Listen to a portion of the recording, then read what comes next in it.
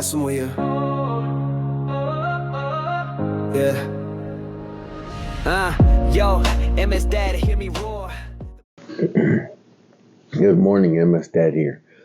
Gonna start with, I had an okay night. It is still pretty early. It's still pretty early morning. I woke up pretty early. I want to start to flesh out a little bit about what my diagnosis looked like. So we're going to start at the beginning, and we're going to move our way forward. That way everyone knows who I am and what I've gone through. So my diagnosis in 2013, December 13th, was 10 days after my youngest son was born. It started with let's back up before he was born. Shortly before that, probably several weeks before he was born, maybe a month, I had realized that when I was using the restroom, number 2, I could not feel it. So I went to the chiropractor with the intents of, talking to him and seeing if possibly I had a pinched nerve or something, which of course I did not. I then went back home and, massage therapy and stuff like that. Nothing, of course, would work. Nothing made it better, but it eventually went away. So I thought nothing of it. That brings me to, I'm already married at the time. She goes in labor, stressing me out. I'm not sleeping much.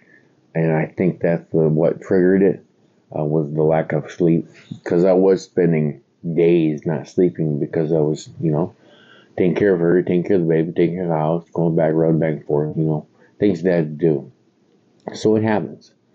So when I woke up the next morning, I didn't have the balance. I had tremors. I couldn't speak. It was so slurred. It resembled that of a stroke. If you've ever seen someone that had a stroke. That's why when I went to the doctor or hospital that day, in the emergency room, they were treating me for a transaminemic attack. And it's a TIA is the abbreviation for it. It's a mini stroke. But at that time, I was also 487.6 pounds, so I was big. I also had high blood pressure. My blood pressure at the time when I was at the emergency room was 198 over something. Again, I'm not a doctor, so this is just what I was going through, and this is just from my point of view. It's not a trained professional point of view. I'm not a scientist, I'm not a doctor, nothing like that. I'm just me. I'm MS Dad. I digress. I was diagnosed by a doctor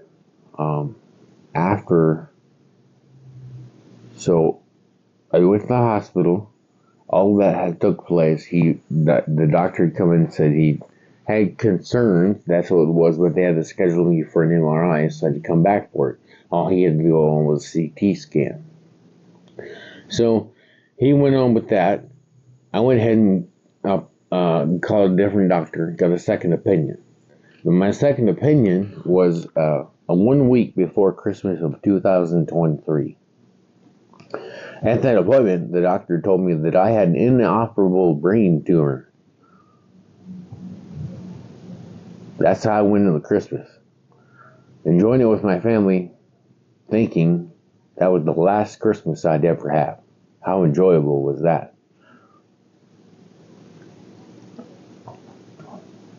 Needless to say, it came the appointment for the MRI, and I went to it, and that's when they found it, and that's when they discussed what it was and what I was looking at, what my future looked like.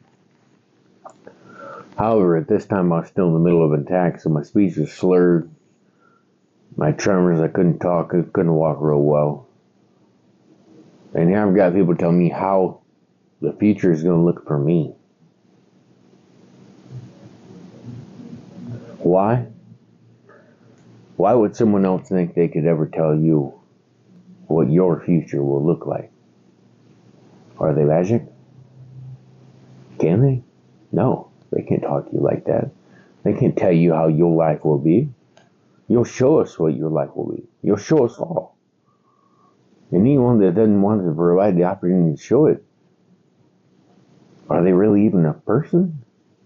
Not a very nice one, that's for sure. You should at least give someone the opportunity to try. The opportunity to prove who they are and what they can do. All of us have a little bit in us, a little bit of something to prove. Something that strikes that pridefulness in us. But we got to remain humble. You can't let that pridefulness get to your head and let you go into a situation cocky. You still got to remain humble. You still got to remain us. Just because we're extra strong doesn't mean that we're extra special or extra different than other people. We will get the same things in life other people have gotten, that have provided the same effort and done the same things we've done. That's just the nature of the beast. That's how life is. You're not entitled to anything. You have to work for it. And you will get out of life exactly what you put in. So as hard as you want to work, as hard as life's going to work for you. You run your life, not somebody else. Control what you can control, and don't let no one control you. Keep smiling, my friends. Looking good on you.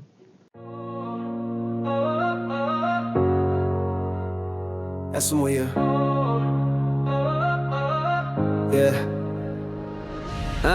Yo, MS Dad, hear me roar. The pride song, yeah, the warrior score. Orange on my feet, rooted to the core. Foundation strong, what I'm fighting for. From the ground up, built with might. MS try to dim, but I shine bright.